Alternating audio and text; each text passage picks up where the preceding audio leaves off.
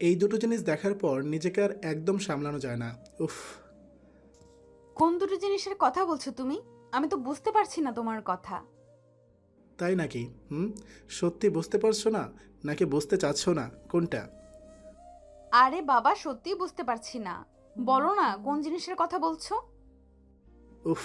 তুমি যদি এভাবে আমাকে লোভ দেখাও তবে কিন্তু সত্যি প্রলয় ঘটে যাবে, আগে থেকেই বলে দিচ্ছি। নীরবের কথা শুনে নিধি খানে কাজ করতে পারল যে নীরব আসলে কি বলছে। নিধি নীরবের কথা মতো নিজের বুকের উপর তাকাতেই দেখল তার বুকের উপর ওড়না দেয়া আছে। নিধি নিজের বুকের উপর ওড়নাটা ঠিক করে নিয়ে নীরবকে উদ্দেশ্য করে বলল, তুমি না আসলে অনেক ফাজিল হয়ে গেছো। এখন বেশি কথা না বলে ঘুমাও তো। নো ঘুম। তুমি আমার ঘুমটা নষ্ট করে ফেলেছো। এখন আমাকে আমার পাওনা জিনিসটা দাও। এইসব কি কথা নীরব?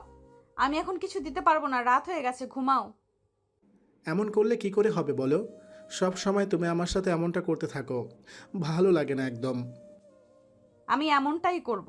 এখন পাটা দাও, আমার ঘুম পাচ্ছে। নিধি নিজের কথাটা শেষ করতেই নীরবের পাটা নিজের গায়ের উপর তুলে দিয়ে নীরবকে জড়িয়ে ধরে শুয়ে পড়ল। নিধির হাতের স্পর্শ নীরবের শরীরে পড়তেই নীরবের সারা শরীরে এক অদ্ভুত শিহরণ খেলে গেল। নীরব নিজের চোখ জোড়া যেন আর খুলে রাখতে পারছে না। নীরব নিজের চোখ বন্ধ করে নিয়ে নিজের স্ত্রীর আদুরে স্পর্শ অনুভব করছে।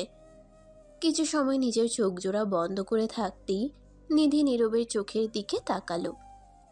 নীরবকে এমন করে চোখ বন্ধ করে থাকতে দেখে নিধি প্রশ্নসূচক কণ্ঠে নীরবকে উদ্দেশ্য করে বলে উঠল, তুমি এমন করে নিজের চোখ জোড়া বন্ধ করে আছো কেন? তোমার মনের ভিতরে কি কিছু হচ্ছে? আহ। তোমার হাতের এই স্পর্শ আমার ভেতরে এক অদ্ভুত উন্মাদনা সৃষ্টি করেছে, তাই আমি নিজের চোখ বন্ধ করে আছি। কচু, এবার বুঝেছো তো আমি তখন তোমায় কি কথা বলেছি? তোমার ভুল ভাবনা কি শেষ হয়েছে? না গো, আমি এখনও কিছুই বুঝতে পারিনি। আমায় আরও ভালো করে বুঝতে হবে। আমায় আরও ভালো করে বোঝাও। ইস, আসছে ঢং করতে। আমি আর কিছু তোমায় জানাতে পারবো না, এইটুকুই যথেষ্ট। উফ। এই, তুমি নিজের হাত সরিয়ে নিলে কেন? আমায় একটু শান্তি দিতে কেন কিপটামি করো তুমি? কিসের শান্তি? তুমি কি ভেবেছো আমি কিছু জানি না নাকি? তুমি আসলে এসব করছো আমার থেকে অন্য কিছু নিয়ে নেওয়ার জন্য। তোমার থেকে অন্য কিছু নিয়ে নেওয়ার জন্য মানে? আমি তোমার থেকে অন্য কি নিয়ে নিব? সেটা তো তুমি জানো। আমি কি করে বলবো তোমার মনের কথা? আমি কি কারোর মন পড়তে পারি নাকি? কেন পারো না? সবাই নাকি প্রিয়জনের মন পড়তে পারে, তুমি কেন পারো না? হুম। আমি এত কাছে পারি না। এখন সরো, আমায় ঘুমাতে দাও। আমি কি ধরে রাখছি নাকি? তোমার ঘুম পেলে যাও, ঘুমিয়ে পড়ো। উফ, এমন করে আমায় ধরে রাখলে আমি কি করে যাব? আমায় ছাড়ো, তারপর আমি যাব। আমি কখন তোমায় আটকালাম? আমি কাউকে আটকে রাখিনি। এখন কিন্তু খুব বেশি হচ্ছে, এই আমি বলে দিচ্ছি। আমায় না ছাড়লে কিন্তু এখন খুব খারাপ হয়ে যাবে। কি খারাপ হবে? দেখি একটু দেখাও তো। আসছে খারাপ করতে। তাই না? দেখবে তো। ওকে, তোমায় দেখাচ্ছি। নিধি কথাটা বলতেই দুম করে নীরবের দিকে এগিয়ে এলো। নীরব নিধির দিকে তাকিয়ে মুচকি মুচকি হাসছে। নিধি নীরবের ঠোঁটের কোণে মুচকি হাসির ঝলক দেখে একটা বাঁকা হাসির রেখা নিজের ঠোঁটের কোণে এঁকে নিয়ে কোনো শব্দ না করে দুম করে নীরবের শার্টের কলার চেপে ধরল। নিধি নীরবের শার্টের কলার চেপে ধরে নীরবের দিকে নিজের ঠোঁট জোড়া এগিয়ে দিল। নিধি নীরবের ঠোঁটের দিকে নিজের ঠোঁট জোড়া এগিয়ে দিয়ে নীরবের চোখের দিকে তাকালো। নীরব নিধির চোখের দিকে এক দৃষ্টিতে তাকিয়ে আছে। নিধি বোঝার চেষ্টা করছে নীরবের মনের মধ্যে কি চলছে। নীরব নিধির এমন চাহনি দেখে নিধিকে উদ্দেশ্য করে কৌতূহলী কণ্ঠে বলল, তখন আমি তাকিয়েছিলাম তোমার দিকে, তো হাজারটা কথা শুনিয়েছ। এখন যে তুমি আমার দিকে তাকিয়ে আছো, এখন কি করব আমি? ইস, কি করবে? আমি তো আমার স্বামীর দিকে তাকাতেই পারি, তাতে তোমার সমস্যা কোথায়? আমিও তবে তোমার দিকে এমন করেই তাকিয়ে থাকি। তুমিও আমায় কিচ্ছু বলতে পারবে না, ওকে? তাকাও না আমার দিকে, জাস্ট তাকিয়ে দেখো। এমন মার দিব না, একদম ওটা ধরে। কোনটা ধরবে? এই যে একটু আগেও যেটা ধরেছিলাম, ওটাই ধরবো। আর ধরে একদম নেড়ে নেড়ে খেয়ে ফেলবো।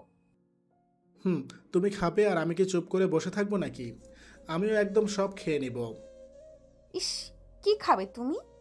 আমার কাছে খাবার মতো কি আছে? কিছুই নেই আমার কাছে যেটা তুমি খেতে পারো। আচ্ছা, তাই নাকি? জি, একদম তাই। আমার কাছে খাবার মতো কিছুই নেই।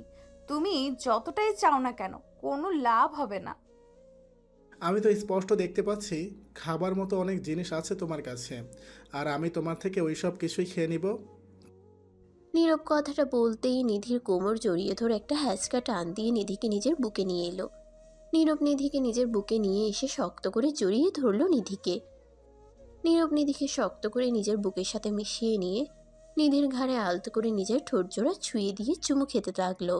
নীরবের ঠোঁটের এমন গভীর স্পর্শ নিধির সারা শরীরের মাঝে একটা অদ্ভুত শিহরণ খেলে গেল। নিধি নিজেকে যেন শান্ত রাখতে পারছে না। নিধি নীরবের পিঠের উপর নিজের হাত রেখে শক্ত করে নীরবের পিঠ চেপে ধরে। নীরব নিধির এমন হাতের স্পর্শে নিজেকে সামলাতে পারল না। নিধির কোমরে হাত রেখে আলতো করে নিধির ঘাড়ের উপর নিজের দাঁত বসিয়ে দিতেই নিধি কোকিয়ে উঠল। নিধি কোকিয়ে উঠতেই নীরব নিধির কাঁধের উপর থেকে নিজের মুখ তুলে নিয়ে নিধিকে উদ্দেশ্য করে কৌতূহলী কণ্ঠে বলল, কি হলো তোমার?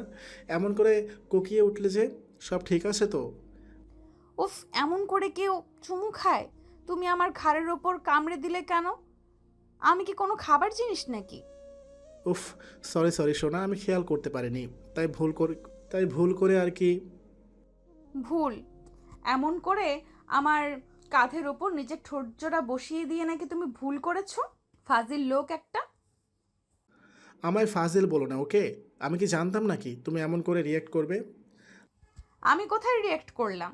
আমি তো শুধুমাত্র একটু কোকিয়ে উঠেছি। এটা তো ভালোবাসা। আচ্ছা, তাই নাকি? ওকে, তাহলে একটু করে আবারও করি। আবারও কি করবে? ওই যে যেটা করতে গিয়েও করতে পারিনি, ওটাই আবার করে করব। ইস, আর কিছু করতে হবে না। এখন আমরা ঘুমাবো, চলো ঘুমাই এখন। না, আমি ঘুমাবো। তোমার যখন এতই ঘুম পাচ্ছে তখন একটু করে ঘুমিয়ে নাও। আমি না হয় ফোনে একটু গেম খেলি। যা ইচ্ছা হয় করো, আমি আর কিচ্ছু তোমায় বলবো না। নিধি কথাটা বলতেই নীরবের উপর খানিকটা রাগ দেখিয়ে হনহন করে নীরবের পাশ থেকে চলে যায়। নিধি নীরবের পাশ থেকে চলে গিয়ে সোজা চলে যায় বিছানায়। নিধি বিছানায় গিয়ে শুয়ে পড়তেই নীরব নিজের ফোনটা বের করে ফ্রি ফায়ার লগ ইন করলো। নীরব সোফার উপর বসে ফোনে গেম অন করে খেলতে লাগলো। নিধি নীরবের উপর অভিমান করে আছে। নিধি এসব গেম খেলা মোটেও পছন্দ করে না। নিধির কথা হচ্ছে তার স্বামী পুরো সময়টা তাকে দিবে, কিন্তু নীরব তো সেটা করে না। নীরব ফোনে গেম অন করে গেম খেলবে আর সময় কাটাবে গেম নিয়ে। নিধির জন্য মনে হয় তার কাছে কোনো সময় থাকে না। নিধি এইসব বিষয় নিয়ে ভীষণ রাগ করে। নীরব গেম খেলছে আপন মনে। কিছু সময় গেম খেলার পর আচমকা নীরব অনুভব করে তার পেছন থেকে কেউ একজন তার ফোনের দিকে নজর রাখছে। নীরব যে গেমটা খেলছে সেটার ভিতর মেয়ের কিছু শব্দ আসছে। নীরব নিজের ফোনের আলোয় পেছন ফিরে তাকাতেই দেখল নিধিকে। নীরব নিধিকে এমন করে দেখে খানিকটা চমকে উঠল। নীরব চমকে উঠে নিধিকে উদ্দেশ্য করে বলে উঠল, এই, তুমি আমার পেছন থেকে আমার ফোনের উপর এমন নজর রাখছো কেন? কেন, আমি তোমার দিকে নজর রাখতে কি পারি না? না, তা তো পারো, কিন্তু এমন করে চোরের মতো কি কিছু নজর রাখে? আমি তো ভয় পেয়ে গিয়েছিলাম। কি? তুমি আমায় চোর বললে? আমি চোর? আরে, আমি তোমায় সেটা বলিনি। তুমি কেন চোর হতে যাবে? তুমি তো আমার মহারানী।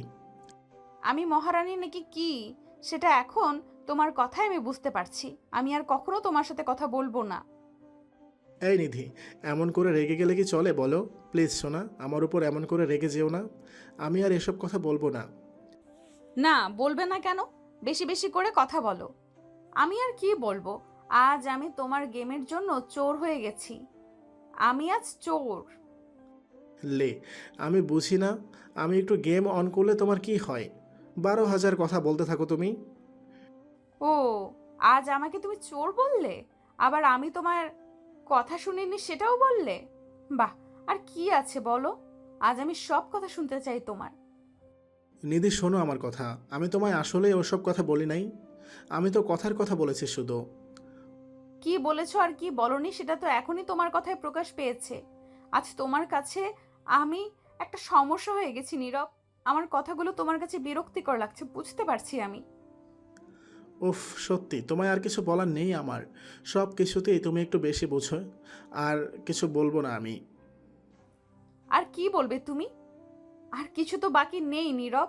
আমি আসছি, আর হ্যাঁ, তুমিও আমার সাথে আর কোনো কথা বলো না।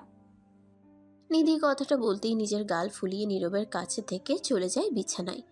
নীরব নিধির এমন কাজে পুরো হয়ে গেছে। নিধিকে বলার মতো কোনো ভাষা সে খুঁজে পাচ্ছে না। নীরব কথার কথা বলেছে, সেটাতেও দোষ। নীরব একটা দীর্ঘশ্বাস ফেলে চুপ করে বসে আছে। নীরবের মাথায় আসছে না নীরব এখন নিধিকে কি বলবে। নীরব যদি এখন নিধিকে কিছু না বলে বা নিধির অভিমানটা না ভাঙায়, তবে আরও সমস্যা হবে। নীরব ফোনটা রেখে দিয়ে নিধির কাছে চলে যায়। নীরব নিধির কাছে গিয়ে নিধির পাশে বসলো। নিধি কান্না করছে। নিধিকে নীরব হাজারবার বলেছে কান্না না করতে, তবুও নিধি কান্না করছে। নীরব নিধির পিঠের উপর নিজের হাত রেখে নিধিকে উদ্দেশ্য করে মৃদু কণ্ঠে নিধিকে বলল, এই পাগলে, কি হয়েছে? এমন করে কান্না করছো কেন? আমি কান্না করলেই বা তোমার কি? আমি কাঁদবো। আমি কান্না করতে করতে মরে যাবো, তো তোমার কি? আমার কি মানে? তোমার চোখের জলে আমার কি হয় সেটা তুমি জানো না? আমি জানি না, আর না আমি কিছু জানতে চাই। আমার সাথে কথা বলতে আসছো কেন? আমি তো তোমায় হাজারটা কথা শোনাই। হুম, আমায় হাজারটা কথা শোনাও, আরও বেশি করে কথা শোনাও। সমস্যা নেই, আমি তো এটাই চাই, তুমি আমায় বেশি করে কথা শোনাও। কেন? তুমি তো আমার এই কথা বলা নিয়ে সমস্যা পোষণ করো। তোমার সাথে বেশি কথা বলা যাবে না। তোমার কাছে আমি তো পর হয়ে গেছি। আমি আর পারছি না নীরব, তুমি প্লিজ যাও। উফ, তুমিও না সত্যি। আচ্ছা শোনো, আমায় তুমি ক্ষমা করে দাও, আর কখনো আমি তোমায় এসব কথা বলবো না। সত্যি বলছি আমি। সত্যি তো? আমার কসম করে বলো আর গেম খেলতে পারবে না? পুরো সময়টা আমাকে দিবে? এই যে তোমার কসম শোনা, আর আমি গেম খেলবো না। এবার তুমিও কসম করো আর কখনো কান্না করবে না। এই নাও, কথা দিলাম, কখনো আমি কান্না করব না। এই তো আমার সোনা লক্ষ্মী বউটা। অনেক অনেক ভালোবাসি তোমায় কলিজা। I never leave. হয়েছে, আর কিছু বলতে হবে না। এখন আমার কাছে এসো, আমি ঘুমাবো। আমার তো ঘুমাতে ইচ্ছে করছে না জান। ইচ্ছে করছে এখন তোমার সাথে আরো বেশি করে গল্প করতে। না, আমার এখন ঘুম পাচ্ছে। তুমি আমাকে বুকে নিয়ে ঘুমাবে কিনা সেটা বলো। উফ, সব সময় জোর করতে থাকো তুমি। এসো আমার বুকে এসো। একদম ছোট্ট বাচ্চার মতো করে ঘুমাবে বলে দিচ্ছি। একদম তাই ঘুমাবো জান আমার। তোমার বুকে ঘুমিয়ে খুব শান্তি পাই আমি। নিধির কথাটা শুনে নীরবের ঠোঁটের কোণে মুচকি হাসির উদয় হলো। নিধি কথাটা বলতেই নীরব নিধির পাশে শুয়ে পড়ল। নিধি নীরবের পাশে শুয়ে পড়তেই নিধি নীরবের বুকের উপরে চলে আসে। নিধি নীরবের বুকের উপর চলে এসে নীরবকে শক্ত করে জড়িয়ে ধরল। নিধি নীরবকে শক্ত করে জড়িয়ে ধরে নীরবের বুকের মাঝে নিজের ঠোঁট জোড়া ছুঁয়ে দিয়ে ভালোবাসার পরশ নীরবের বুকে এঁকে দিল। ভালোবাসার পরশ নীরব নিজের বুকে পেতেই নীরব নিধিকে শক্ত করে নিজের বুকের সাথে মিশিয়ে নিয়ে নিধির কপালে নিজের ঠোঁট জোড়া ছুঁয়ে দিয়ে ভালোবাসার পরশ এঁকে দিল। ভালোবাসা সত্যি অদ্ভুত। বেঁচে থাকুক ভালোবাসা। নীরব যেমন ছাড়া এক মুহূর্তও থাকতে পারে না, ঠিক তেমনই নিধিও নীরবকে ছাড়া এক মুহূর্তও থাকতে পারে না। একটু একটু করে তাদের দুজনের ভালোবাসা যেন বেড়েই চলেছে। নীরব আর নিধির জন্য দোয়া করবেন, তারা যেন সবসময় ভালোবাসায় থাকতে পারে। বন্ধুরা, ভিডিওটি কেমন লাগলো তা অবশ্যই আমাকে কমেন্ট করে জানাতে ভুলবেন না। পেজ থেকে দেখে থাকলে অবশ্যই পেজটিকে ফলো করে দিবেন, আর চ্যানেল থেকে দেখে থাকলে অবশ্যই চ্যানেলটিকে সাবস্ক্রাইব করে পাশে থাকা বেল আইকনটা বাজিয়ে দিবেন। আর নিত্য নতুন এমন সুন্দর সুন্দর ভালোবাসার গল্প পেতে voice of Priyanka Facebook page এবং প্রিয়াঙ্কাস ক্রিয়েশন ইউটিউব চ্যানেলের পাশেই থাকবেন। ধন্যবাদ সবাইকে। দেখা হচ্ছে আগামীকাল নতুন কোনো গল্প নিয়ে। ততক্ষণ পর্যন্ত সবাই ভালো থাকবেন, সুস্থ থাকবেন, আর আমাকে সবাই অনেক বেশি দোয়া এবং ভালোবাসা দিবেন। আল্লাহ হাফেজ।